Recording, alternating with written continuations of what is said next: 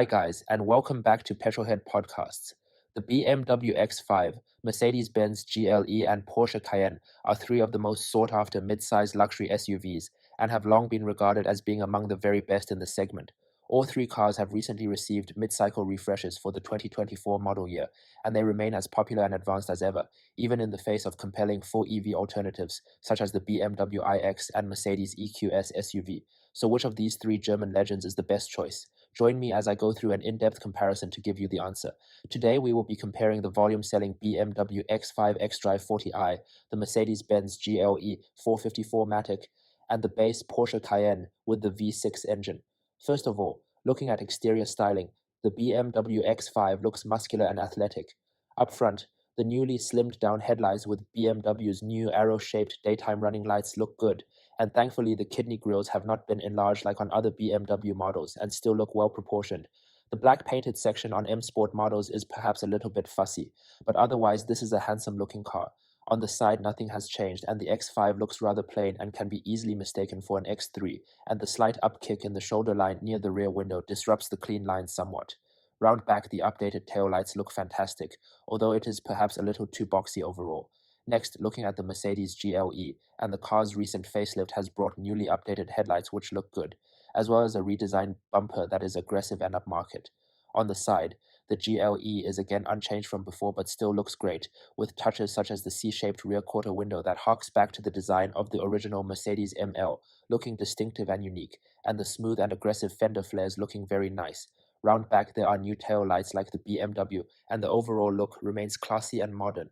Lastly, the Porsche Cayenne has had a significant facelift and is all new from the A-pillar forwards. New headlights, new hood, and a revised grille section helps the car look modern. On the side, the profile is again rather plain and looks very similar even to the second-generation Cayenne that was introduced back in 2011. Round back, the license plate has moved to the lower bumper, creating a more uncluttered look, and the redesigned full-width taillights, which look similar to the Taycan's taillights, are attractive. Overall, the best looking of the three for me is the Mercedes, which has impressive road presence, a modern look, and unique design touches to differentiate it from other Mercedes products.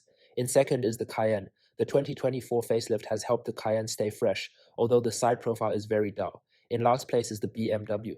The X5 still looks great, but some fussy details and a look that is too similar to the X3 from certain angles holds it back. Moving on to interiors, and the BMW boasts an all-new cabin for 2024 that looks great. The latest BMW curved display with a 12.3-inch instrument cluster and 14.9-inch infotainment screen looks great and is fast, responsive, and offers great graphics. The new screens combined with the redesigned climate control area, gear selector, and updated ambient lighting help the X5 stay fresh. Material quality in the X5 is also second to none, with soft touch plastic even on the lower part of the door pockets and impeccable fit and finish. Even the standard sensor-fin leatherette upholstery is very soft and luxurious, and there is a feeling of solidity throughout the cabin. The X5 has good amounts of legroom both front and rear, although rear legroom is not quite as large as the GLE, and it is disappointing the rear seats do not offer any recline function. There is a total of 72.3 cubic feet of cargo space with the rear seats folded down, a very decent figure, but again, no match for the GLE. The Mercedes GLE's interior is less impressive. The car has a very expansive dashboard with nice touches like the available open-pore wood finish, the grab handles surrounding the center console, and the squared-off air vents. However, the design is now effectively 2 generations old compared to other Mercedes products like the latest E-Class that offer the super screen setup. The new touch-sensitive buttons on the steering wheel are also not as easy to use as the older setup with physical buttons, and material quality is generally not as good as the BMW or Porsche. There are still hard touch plastics near the bottom of the door pockets. The stalks feel flimsy, and the air conditioning unit is the same cheap-feeling setup shared with the Mercedes A-Class and GLA. The Mercedes offers the most legroom in both the first and second rows, and also the largest cargo volume with the rear seats folded at 74.9 cubic feet. Lastly, the Porsche's cabin is a mixed bag. On the one hand, the newly added touches from the Taycan, like the curved instrument cluster, the dashboard-mounted gear selector, as well as the passenger screen, are a welcome step up compared to the pre-facelift model and helps the cabin look fresh and sophisticated. Material quality remains good, although some parts of the cabin like the door pull and grab handles feel a bit flimsy. However, it is inexcusable some of the cost-cutting Porsche has conducted as part of the Cayenne's facelift, including switching from an electrically adjustable steering column to a manual unit and taking away the securing points for the rear floor mats, especially given the significant price increase that coincided with the 2024 model. The Cayenne is the smallest of the three vehicles inside, with less legroom in both the first and second rows and a lower cargo volume of just 60.3 cubic feet, with the rear seats folded.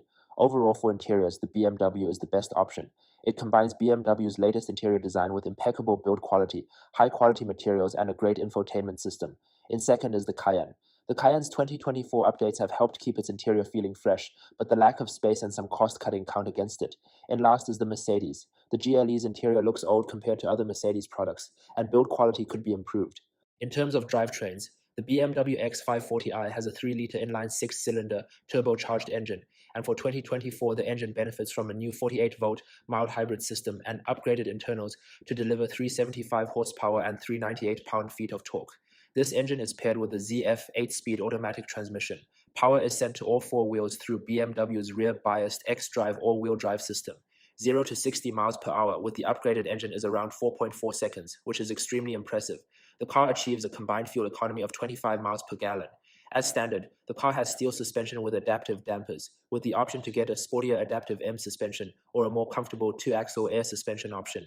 The Mercedes GLE 450 also has a 3-liter inline 6-cylinder engine, and like the BMW, has also been updated for 2024 to now offer 375 horsepower and 369 pound-feet of torque, and also comes with a 48-volt mild hybrid system. The Mercedes sends power through a 9-speed automatic transmission and a fully variable all-wheel drive system that can send up to 100% of torque to either axle. 0 to 60 miles per hour in the Mercedes takes around 5 seconds, and it achieves a combined fuel economy of 22 miles per gallon. The Mercedes offers a standard steel spring setup with passive damping and the option of air suspension.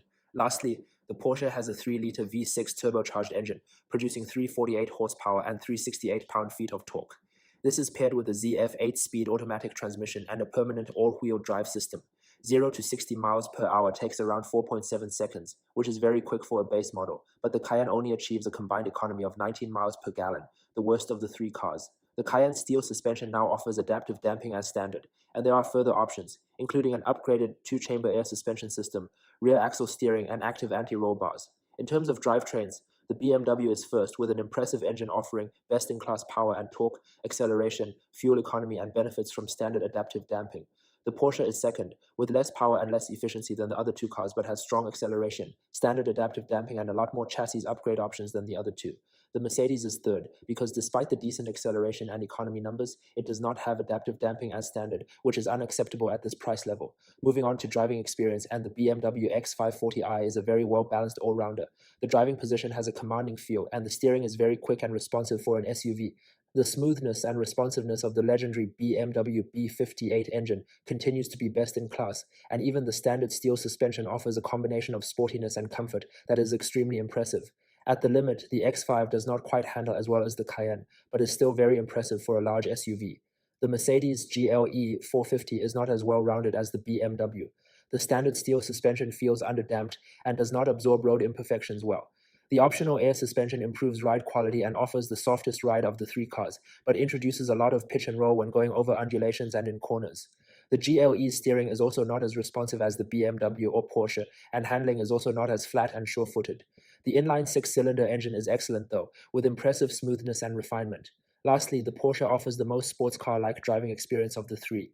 The engine is not as responsive as the inline 6 in the BMW, but the car has the best handling of the three and very precise steering. What is more impressive is that this is achieved without sacrificing comfort levels, which remain very good, regardless of suspension choice. Overall, for driving experience, the Porsche is the most accomplished vehicle, offering sports car-like dynamics and impressive comfort.